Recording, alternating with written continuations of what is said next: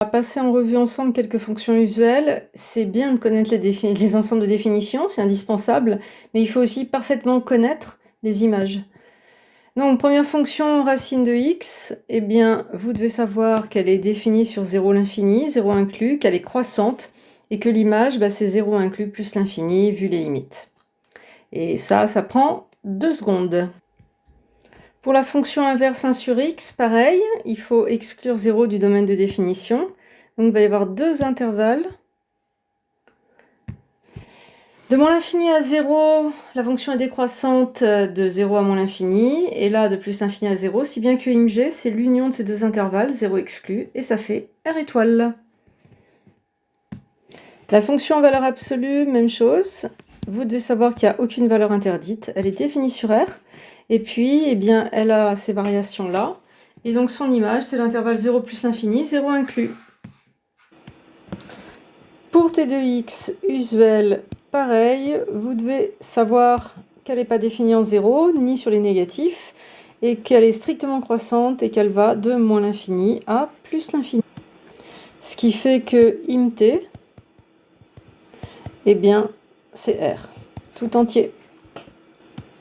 Exponentielle, elle accepte tout le monde, définie sur R, strictement croissante, vraiment une fonction gentille.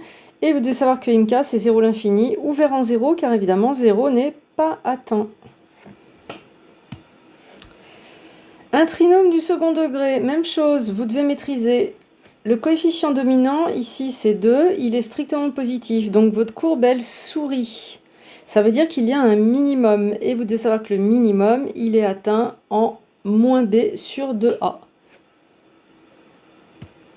Donc, si je rédige, j'écris le coefficient dominant positif, c'est un minimum, la courbe sourit, et moins b sur 2a, moins 3 sur 2 fois 2, 4, 3 quarts.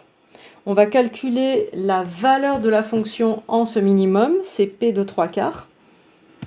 Vous n'avez pas droit à la machine dans l'enseignement supérieur, donc P1 de 3 quarts, je l'ai détaillé, mais si vous êtes à l'aise, on peut le faire de tête.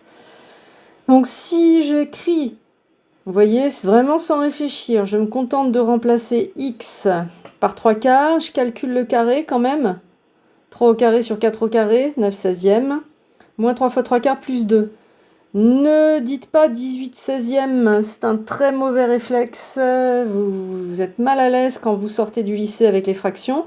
Réduisez tout de suite ce 2 au numérateur multiplicatif avec le 16 du dénominateur. Comme ça, vous avez 9 huitièmes qui est une fraction avec un dénominateur plus petit.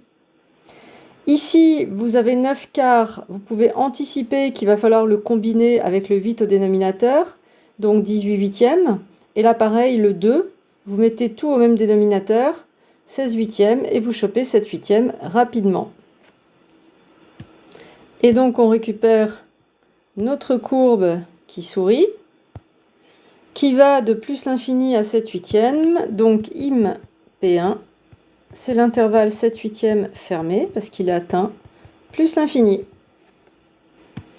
Pour notre deuxième polynôme P2 de x, vous regardez le coef dominant, il est négatif. Donc vous avez une courbe qui fait la gueule, comme ça, et donc il y a un maximum atteint en moins b sur 2a, comme pour tout à l'heure.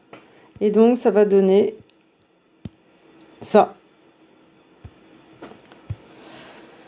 Moins b sur 2a, moins 7 sur 2 fois moins 3, 7 sixièmes. On va calculer P2 de 7 sixièmes. On essaye d'être efficace avec le calcul des fractions.